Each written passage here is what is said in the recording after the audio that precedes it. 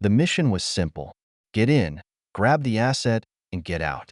That's what Lieutenant Waterzan and his Navy SEAL team were told.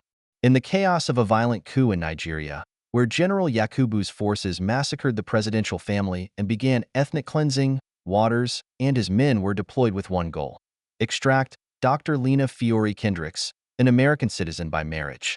Orders were clear: leave no one behind, except for the ones who didn't matter. But the jungle had other plans. Kendricks wasn't just a doctor. She was a protector. She refused to leave without the refugees under her care.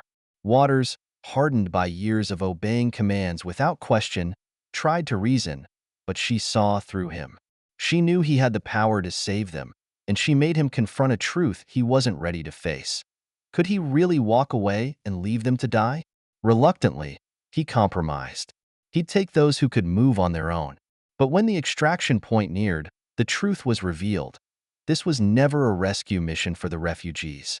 It was only about saving one person.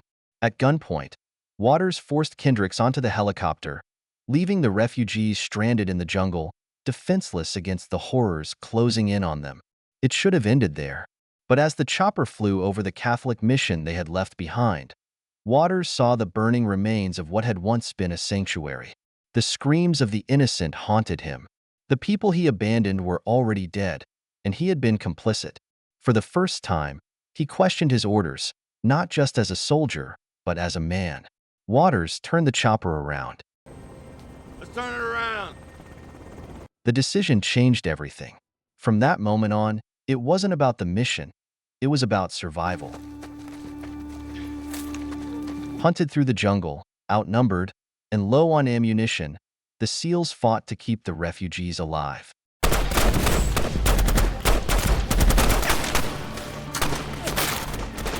Then came the biggest revelation. The rebels weren't after just any group of civilians. Hidden among them was Arthur Azuka, the last surviving heir to Nigeria's throne. His survival wasn't just about saving lives. It was about saving a country. Betrayal struck from within. A traitor among the refugees had been broadcasting their location, guiding the rebels straight to them. The SEALs executed him, but it was too late. The enemy was closing in. The final stand came at the Cameroon border.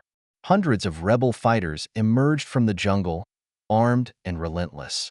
Waters and his men formed a defensive line, holding the rebels back with everything they had.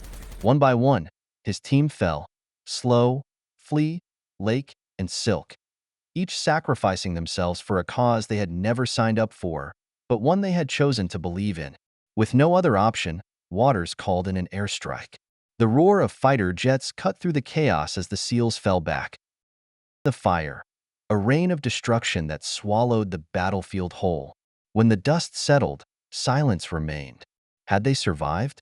Through the smoke, the last of the SEALs, Waters, Z, Doc, and Red, emerged, barely holding on. They had made it. The refugees crossed the border, safe at last. But it wasn't just a victory of survival. It was a moment of destiny. As Arthur stepped forward, the refugees recognized him, bowing before their rightful king. And in that moment, the truth was clear. The mission had never been about saving one person. It had been about choosing to do the right thing, no matter the cost. Thanks for watching. If you enjoyed this, hit subscribe and tap the bell icon so you don't miss our next video. See you next time.